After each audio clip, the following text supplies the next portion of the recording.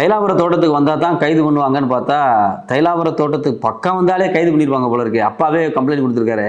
இல்லை, அன்புமணியை போலீஸ் தடை விதித்து நிறுத்தணுங்கிற லெவலுக்கு அன்புமணி எத்தனை போராட்டத்தாங்க சந்திப்பார். ஒரு பக்கம் அப்பா, இன்னொரு பக்கம் அவர் திமுகவை திட்டி இல்லை அந்த பக்கம் போகலாமா என்ன ஏது அப்படிங்கிற அந்த சிக்கல். இது போக நாடாளுமன்றத்தில் வேற அவங்க அப்பா கூட அவருக்கு பெருஞ்சண்டைன்னு அங்கே பேசிக்கிட்டு இருக்காங்க. அன்புமணியா டெல்லி வரைக்கும் நம்மளுடைய மேட்ரு போயிடுச்சாங்கிற மாதிரி ஆப்சண்ட் அன்புமணியாக கடைசி நாள் கூட ராஜ்யசபாவுக்கு போகலை அப்படிங்கிற ஒரு பழிபாவம்.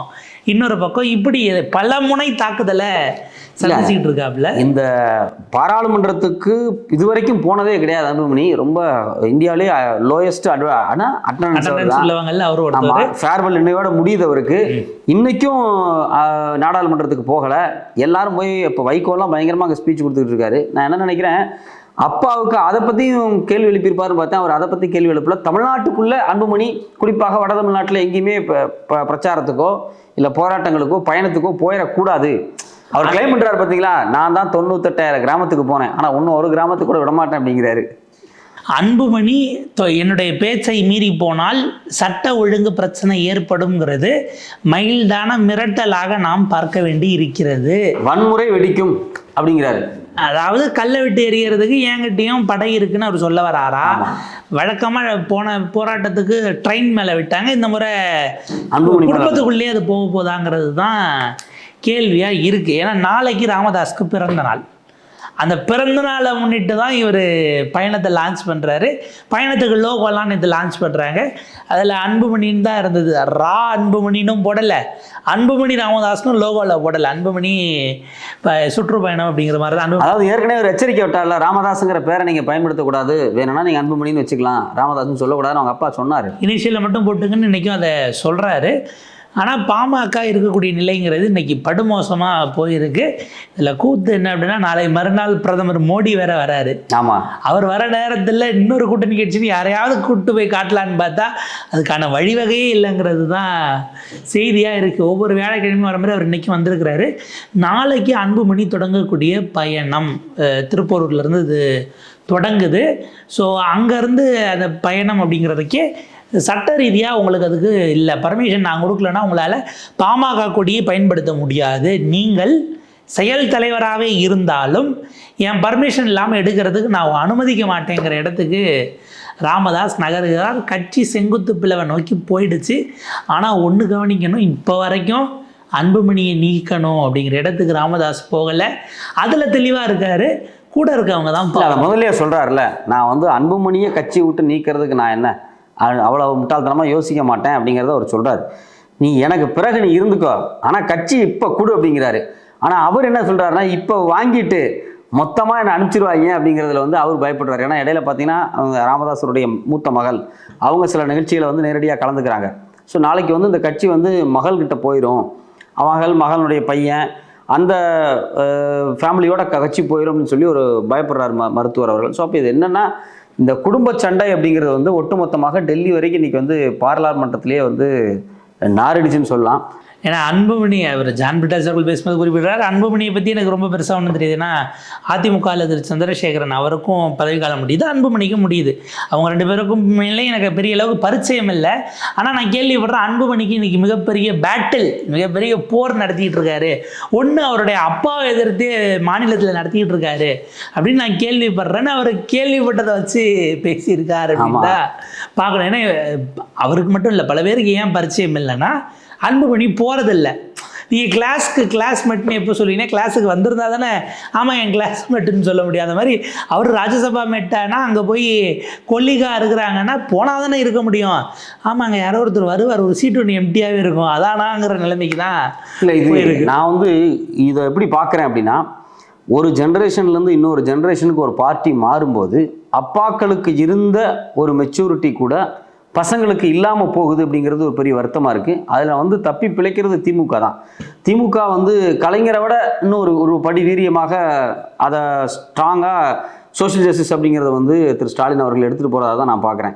பட் ஆனால் நீங்கள் வந்து மதிமுக வைகோவுடைய சன்னாக இருக்கட்டும், அங்கே ஓடிட்டுக்கூடிய பிரச்சனைகளாக இருக்கட்டும், கட்சி அல்டிமேட்டாக யார் பக்கம் நியாயம் இல்லை அப்படிங்கிறத தாண்டி கட்சி பலவீனப்படுதா இல்லையா? மோசமாக பலவீனப்படுது. அதே மாதிரி பாமகவிலையும் யார் பக்கம் நியாயம் இருக்குது நியாயம் இல்லைங்கிறத தாண்டி கட்சி பலவீனப்படுது. ஸோ அந்த இது தொண்டர்கள் திடீர்னு 100 பேர் 200 பேர் 500 பேர்னு போயிட்டு திமுக அதிமுக பாவகான்னு பல இடங்கள்ல சேர்றத நம்மளால பார்க்க முடியுது. கேடர் அவன் சோர்ந்து போயிடுறான். இது என்னைக்கு முடிஞ்சு இவங்க என்னவா வந்து நம்ம என்ன பண்றதுன்னா அவன் பாலிடிக்ஸ் அவனுக்கான இடத்தை நோக்கி தொண்டர்கள் மட்டுமல்ல பொறுப்பாளர்களே போக சூழல்லாம் அதிகமாயிட்டு இருக்கு. இதுல பாமகவை பொறுத்த வரைக்கும் பார்த்தீங்கன்னா ஒட்டுமொத்தமாகவே வந்து ராமதாஸ் அவர்களுடைய விருப்பத்திற்கு மாறாக அந்த கட்சி பல ஆண்டுகளாக தான் நடந்துகிட்டு இருக்கு அப்படிங்கிறாங்க. கிட்டத்தட்ட 2-3 ஆண்டுகளாகவே அவருடைய சொன்ன பேச்சில் வந்து கட்சி இல்லை. குறிப்பாக சௌமியா அன்புமணியினுடைய தலையீடு தான் அந்த கட்சிக்குள்ளே இவ்வளோ குழப்பங்கள் அப்படிங்கிறது வந்து அவரே ஓப்பனாக வந்து வேற லாங்குவேஜில் சொல்கிறார். அதாவது இவங்க வந்து எம்பி கேண்டிடேட்டாக நிற்க போகிறதே எனக்கு தெரியாது, திடீர்னு வந்து காலைல கையெழுத்து போனாங்க, வந்து அழுகுறாங்க, வேற ஒருத்தரை தான் அறிவிச்சாங்க, இதெல்லாமே அவர் சொல்கிறாரு. இதில் குறிப்பாக நாம் கவனிக்க வேண்டிய விஷயம் என்ன அப்படின்னா, சௌமியாவினுடைய கான்டாக்ட்ஸ் எல்லாமே பார்த்தீங்கன்னா ஏதோ ஒரு வகையில் ஆர்எஸ்எஸ், இந்துத்துவா, பாஜகவாகவே இருக்குது. இந்த சம்பு மகரிஷி பேரவை, அதில் இந்த சத்திரிய மகாசபை, இப்போ இது மாதிரியான ஆட்கள் நடத்தக்கூடிய நிகழ்ச்சிகளுக்கு போய் உட்காந்துருக்குறாங்க. இப்போ நீங்கள் இந்த ஜம்பு மகரிஷி பேரவை அப்படிங்கிறது பார்த்தீங்க அப்படின்னா வன்னியர்களுக்குள்ள ஒரு விதமான இந்துத்துவா போலரைசேஷனை பண்ணக்கூடியதுல முக்கியமான ஒரு குழு இந்த குழு. இப்போ இந்த குழுவினுடைய எல்லா நிகழ்ச்சியிலுமே வந்து சௌமியா கலந்துக்கிறாங்க. இப்போ மட்டும் இல்லை, ஒரு ஆண்டுகளுக்கு முன்னாடியே பார்த்தீங்கன்னா பல்லாவரத்தில் வந்து சத்திரியர்கள் ஆன்மீக மாநாடுலாம் நடத்தினாங்க. வன்னியர்கள் ஆன்மீக மாநாடு, அது பற்றி நான் கேள்விப்பட்டதே இல்லை. அப்படி ஒரு மாநாடு அதில் அந்த ஜம்பு மகரிஷி பேரவை தான் நடத்துது. அங்கெல்லாம் மிகப்பெரிய யாகங்கள் நடத்துகிறாங்க. இப்போ சமீபத்தில் இந்த ஐசிஎஃப் வில்லிவாக்கம் பகுதியில் கூட ஒரு பெரிய கோயில் இந்த யாகம்லாம் நடத்தப்பட்டுச்சு. அதுக்கு சௌமியா வந்திருந்தாங்க. ஸோ அப்போது ஒரு இந்துத்துவாவின் முகமாக ஒரு குழுவாக வந்து ஒரு இணைஞ்சு சௌமியா செயல்படுறாங்க. இது ஆரம்பத்திலிருந்தே பாமகவுக்கு ஒரு பெரிய பலவீனம். ராமதாஸ் இப்போ என்ன ஃபீல் பண்ணுறாரு அப்படின்னா, நாளைக்கு கட்சி இருந்தால் தானே ராமதாஸோட வரலாறு எழுதப்படும். அவர் வந்து சமூக நீதியிலிருந்து வந்தார் அப்படிங்கிற வரலாறு கூட கட்சி இருந்தால் தான் எழுதப்படும். கட்சி இந்துத்துவா மாறினதுக்கு பிறகு இவருக்கு என்ன ஒரு அடையாளம் கிடைக்கும் அப்படின்னா இந்துத்துவ அடையாளம் தான் கிடைக்கும். ஸோ இவர் வந்து அதிலிருந்து போராடிக்கிட்டு இருக்கார். இவர் வந்து உண்மையிலேயே வந்து ராமதாஸ் அவர்கள் வந்து கடந்த காலங்களில் காடுவெட்டி குரு பேசும்போதும் இல்லை வந்து அன்புமணி பேசும்போதும் அதை ரசித்து தான் பார்த்தார். அவர் காடுவெட்டி குரு வந்து இங்கே வந்து ஒரு சாதிய பிளவை ஏற்படுத்துகிற மாதிரியான பேச்சுக்களை பேசும்போது அதை ரசித்து தான் ராமதாஸ் பார்த்தார். அவர் ரொம்ப சோசியல் ஜஸ்டிஸாலாம் பார்க்கல, டு பி ஃப்ராங்க். ஆனால் தன் கட்சி என்னைக்கு தன்னை விட்டு அது டைல்யூட் ஆகி அடியில் வேர்கள்லாம் அரித்து ஆர்எஸ்எஸ் சுயரித்து சாப்பிட்டுக்கிட்டு இருக்கு அப்படிங்கிறத உணரும் போது அவர் மகனுக்கு எத்தாப்புல போராட்ட தூங்குறாரு. அதுக்கு முன்னாடி தூங்கலை. ஸோ நம்ம இந்த இடத்த ரொம்ப க்ளீனாக பார்க்க வேண்டியதாக இருக்குது. அன்புமணியுமே சரி பாஜகவோட போனால் என்ன தப்பு இருக்குது அப்படிங்கிற இடத்துக்கு அவங்க வந்துட்டாங்க. பாஜக வந்து கிரேட்டஸ்ட் ஓபிசி லீடர் யார், மோடி அப்படிங்கிறாங்க. அந்த நிலைமைக்கு வந்துட்டாங்க. ரெண்டாவது ஏதோ ஒரு வகையில் வந்து தனக்கு ஒரு பதவி வேணும் அப்படிங்கிறதுல அவங்க உறுதியாக இருக்காங்க. பணம், பதவி, அதில் உறுதியாக இருக்கிறதுனால பாஜகவோடு போகிறதுல இந்த ஒட்டுமொத்த வன்னியர் சமூகத்தினுடைய பெரிய தொகையான மக்களை கொண்டு அடமானம் வைக்கிறதுல இந்துத்துவாகிட்ட எந்த கூச்சமுமே கிடையாது. ஏன்னா நமக்கு தான் கொள்கை கிடையாது அப்படிங்கிற இடத்துக்கு அவங்க நடந்துட்டாங்க. இன்னும் சில கட்சிகள் அப்பாக்கள் இருந்து மகன்கள்கிட்ட கைமாறும் போது அது கடைசியில் பாஜக கிட்ட தான் போகுது, இந்துத்துவாகிட்ட போய் நிற்குது, திராவிட இயக்க அரசியலுக்கும் தமிழ் தேசிய அரசியலுக்கும் எதிராக போகுது அப்படிங்கிற பேச்சுவார்த்தைகள் நடந்துகிட்டு இருக்கு. அது நம்ம பொறுத்திருந்து தான் பார்க்கணும் இது எங்கே போய் முடியும் அப்படின்னுலாம். ராமதாஸ் இன்னொரு கொண்டு போட்டார். ஆக்சுவலாக எதிர்பார்க்கப்பட்டது என்ன அப்படின்னா, இன்னைக்கு காலையில் வரைக்குமே இந்த ஒட்டு கேட்பு கருவி அது தொடர்பாக போயிட்டுருக்கிறது, அதில் இருக்க சிம்மு லண்டனில் வாங்கினது அது எல்லாம் கொடுத்தாங்க, வந்து விசாரிச்சிருக்காங்க. இது சம்மந்தமாக தான் இன்றைக்கி வெடிக்கும்னு பார்த்தது. பட் காலையில் செய்தியை டிஜிபி கிட்ட போய் கம்ப்ளைண்ட் கொடுத்துருக்குறாங்க. எங்களுடைய அனுமதி இல்லாமல் எங்களுடைய கொடியை பயன்படுத்திக்கிட்டு பேரை பயன்படுத்திக்கிட்டு போனாங்கன்னா நீங்கள் அதுக்கு தடை விதிக்கணுங்கிறது தான் கம்ப்ளைண்ட்டாக வெடிச்சது. ஒட்டு கேட்பு கருவியும் அவர் ஒரு விஷயம் சொல்கிறாரு, யார் வச்சிருப்பா, இங்கே நாங்கள் பேசுகிறத தெரிஞ்சுக்கணுங்கிற தேவை யாருக்கு இருக்குது, இதை யார் செஞ்சு யார் சொல்லி செய்யப்பட்டதுங்கிறதெல்லாம் எனக்கும் தெரியும், உங்களுக்கும் தெரியும். இன்வெஸ்டிகேஷன் போயிட்டுருக்கிறதுனால நான் பொதுவெளியில் சொன்னேன்னா அது கொலாப்ஸ் ஆக வாய்ப்பு இருக்குங்கிறதுனால நான் இப்போ சொல்லலை.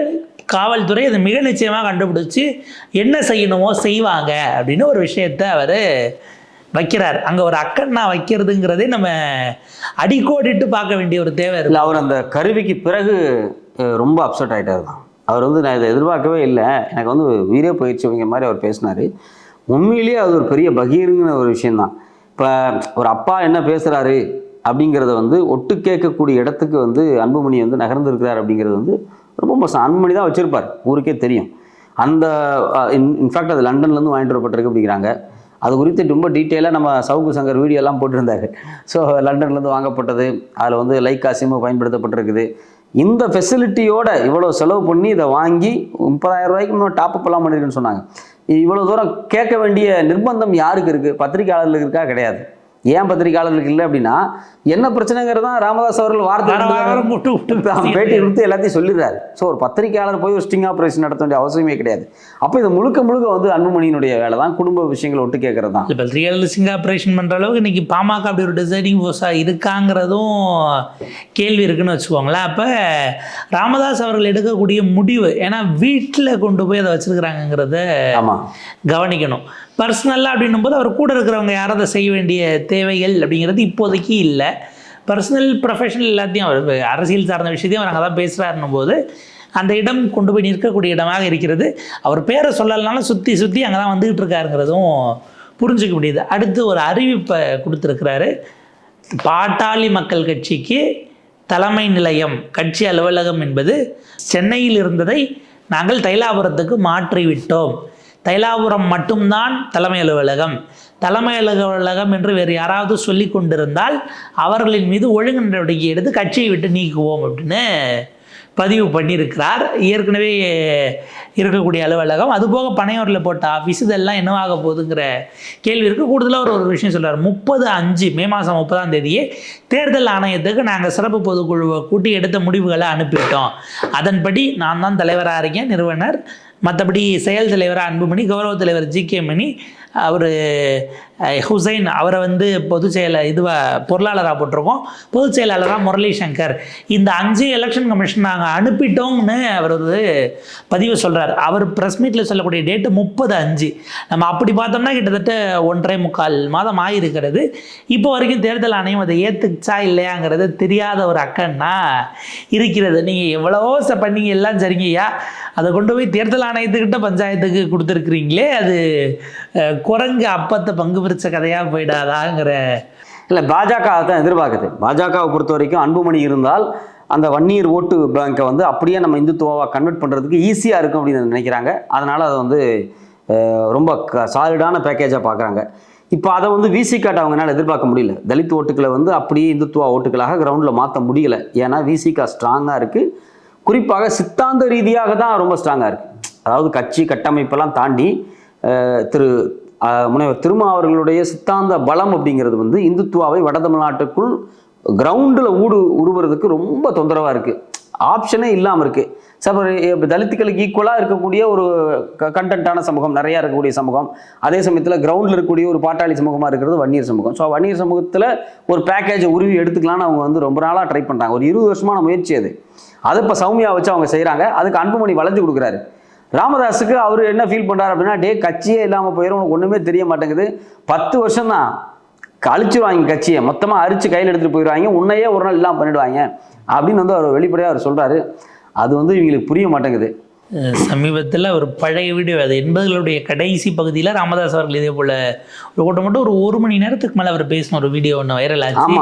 ஆர்எஸ்எஸ் பிஜேபி எப்படி வேலை செய்யும், என்ன பண்ணிகிட்டு இருக்காங்க, அவங்களுடைய இயங்கியல் என்னவா இருக்குது, அவங்க தமிழ்நாட்டில் எப்படி குறி வைக்கிறாங்க, எப்படி அந்த ஏலியனேஷன்றதுக்குள்ள அவங்க வேற ஆளுன்னு பிரித்து வச்சு பிரித்தாளக்கூடிய வேலை பண்ணுவாங்கன்னு ரொம்ப எலாபரேட்டாக பேசியிருக்கிறாரு. அப்படி இருந்த ராமதாஸா இன்னைக்கு இப்படி ஆயிருக்காருங்கிற நடுவில் அவர் எடுத்ததெல்லாம் நம்ம பார்த்தோம். அவர் கொண்டு போய் தலித் அல்லாதவர் கூட்டமைப்பு வரைக்கும் போடுறாரு. அதுவும் அதரிங் தான், இல்லை ஏலியனேஷன் தாங்கிறது. அவரை வெவ்வேறு நிர்பந்தங்களுக்காக அதை செய்ததற்கு இன்றைக்கு அதற்கான பலனை அனுபவிக்கிறாரோ அப்படின்னு தான் பார்க்க வேண்டியிருக்கிறது. அவர் கர்மான்னு எடுத்தாலும் சரி, இல்லை காலம் கடந்த ரியலைசேஷன் எடுத்தாலும் சரி, இன்றைக்கு பாட்டாளி மக்கள் கட்சி பல துண்டுகள்லாம் இவங்க 2 பேர் மேஜர். இது போக பிரிஞ்சு போகக்கூடிய எரோடாகக்கூடிய கேடஸ் தொண்டர்கள் இருக்கிறாங்க. அவன் திரும்ப வராமலே போவதற்கான வாய்ப்பு தான் அதிகமாகி கொண்டிருக்கிறது. பிஜேபிக்கு தெரிஞ்ச தெரியாமல் இன்னமும் வன்னியர் சமூகத்துக்கு பக்கத்தில் அல்லது வட தமிழ்நாட்டில் ஒரு ஸ்ட்ராங் லீடர் அப்படிங்கிற வகையில் ஒரு ஃபேஸ் இன்னும் உருவாக்குறதுல அவங்க எதிர்பார்த்த அளவுக்கு சக்ஸஸ் கிடைக்காததுங்கிறது தற்போதைக்கு ஒரு தடுப்பு அரணை போல் இருக்கிறதுன்னு நம்ம பார்க்க வேண்டியதாக இருக்குது. அதே மாதிரி இந்த பாராளுமன்ற செஷன்ஸுக்கெல்லாம் போகாது. இன்றைக்கி பார்லிமெண்ட்டில் நடந்த விவாதங்கள், பார்லிமெண்ட்டில் வந்து தன் சொந்த கான்ஸ்டியூன்சியோ இல்லை தன் சொந்த மக்களுக்கோ ஏதாவது செய்யணும் அப்படிங்கிற முனைப்பே இல்லாத ஒரு இன்னும் சொல்லப்போனால் ஒரு சுய ஒழுக்கம் இல்லாத ஒரு மனிதராக அன்புமணி இருக்கிறார். ஒரு அடிப்படையில் வந்து நீங்கள் கட்சி சித்தாந்தம் இதெல்லாம் கூட விட்டுருங்க. நீங்கள் வந்து ஒரு ராஜ்யசபா எம்பியாக தேர்வாயிருக்கிறீங்க. பார்லிமெண்ட்டுக்கு போகணும், உங்களுடைய மக்கள் சார்ந்த விஷயங்களை அட்ரஸ் பண்ணணும்.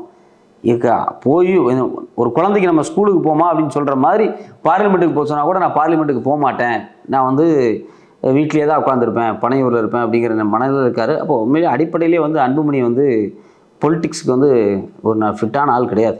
அதுதான் அவரே சொல்கிறார். யார் ராமதாஸே அவர் இப்படியே சொல்கிறாரு, தலைமை பண்புக்கு தகுதி இல்லாதவர், நான் அவசரப்பட்டுட்டேன் அப்படின்லாம் சொல்கிறாரு. பணம் சம்பாதிக்கிறதுல குறியாக இருக்கிறாரு அப்படின்னு அவர் தான் சொல்கிறார். அப்பா தான் சொல்கிறாரு. ரியல் எஸ்டேட் நடத்திக்க 4 ஃபோன் வாங்கிக்கங்கிற லெவலுக்கு தான் அது போச்சு. ஏன்னா பாட்டாளி மக்கள் கட்சி ஆரம்பிக்கும் போது இங்கே 20% இடஒதுக்கீடு, மத்திய அரசு அங்கே பணியிடங்களில் 2% இடஒதுக்கீடு கேட்ட கட்சி அது. அதற்கு பிறகு அது ஏன் நீர்த்து போனது, அதை ஏன் பேசுவதே இல்லை. அன்புமணி எங்கள் கட்சி ஆரம்பித்த காலத்தில் நாங்கள் பண்ண டிமாண்டுங்கன்னு ஒரு முறையாச்சும் நாடாளுமன்றத்தில் பேசியிருக்கலாமே, ஏன் பேசலை அப்படிங்கிறது இருக்குது. எனக்கு இன்னும் ஒரே ஒரு சந்தேகம் என்னென்னா, வக்ஃபு பில்லில் வாக் அவுட் பண்ணுறதுக்கு நீங்கள் எதுக்கு போனீங்கன்னே எனக்கு கேள்வி இருக்குது. ஏன்னா வக்பு சட்டத்தை மிக கடுமையாக எதிர்த்து ராமதாஸ் அறிக்கை விடுறாரு. அதான் கட்சியினுடைய நிலைப்பாடு. தேதிக்கு 5 எம்எல்ஏக்களும் வக்பு சட்டத்தை எதிர்த்து தமிழ்நாட்டில் முதலமைச்சர் கொண்டு வந்த தீர்மானத்தை ஆதரித்து வாக்களிக்கிறார்கள். அப்போ வக்பு சட்டம் வரக்கூடாதுங்கிறது பாமகவினோட நிலைப்பாடு. இருக்கிற ஒரே ஒரு எம்பி ராஜ்யசபாவில் போய் பேசிட்டு வாக் அவுட் பண்ணி வெளியே போனாருங்கிறதுக்கு லீவே போட்டிருந்துருக்கலாம், நீங்கள் எதுக்கு சக்தி போனீங்க அப்படிங்கிற மாதிரி தான் இருக்கிறது. ஸோ அவரோட இந்த டென்யூருங்கிறது மிக மோசமான பர்ஃபார்மன்ஸ் கொண்ட ஒரு டென்யூர், பெர்ஃபார்மன்ஸே இல்லைங்கிற நிலையில் இருக்கக்கூடிய ஒரு டென்யூர். அவருடனே யோசிச்சிருப்பாரு, நம்ம நாளைக்கு இதை லான்ச் பண்ணுறோம், அடுத்து சட்டமன்ற தேர்தல் இங்கே ஸ்டேட்டை பார்த்துக்கலான்னு ஒரு வேலை எதுவும் முடிவு பண்ணிட்டாரு. நாளைக்கு அது எதுவும் அசம்பாவிதம் நிகழாமல் அது விஷயத்தை அவங்க சார்ட் அவுட் பண்ணணும். ஏன்னா சட்ட ஒழுங்கு பிரச்சனையாக அது எந்த வகையில் மாறுவது என்பதும் தமிழ்நாட்டினுடைய அமைதிக்கு, குறிப்பாக வட தமிழ்நாட்டினுடைய அங்கே இருக்கக்கூடிய வாழ்வாதாரம் சார்ந்த ஆக்டிவிட்டீஸ்க்கு சரியானதாக இருக்காது. எப்படி இது கையாள போகிறாங்க, உங்களுடைய பிரச்சனையை, அதாவது குடும்ப பிரச்சனை அரசியல் பிரச்சனையாக்கி சமூக பிரச்சனையாக மாறக்கூடாது அப்படிங்கிற கோரிக்கையை நம்ம வைக்கிறோம். அவங்க எப்படி போகிறாங்க, என்ன பண்ணுறாங்கிறத பொறுத்து பார்ப்போம்.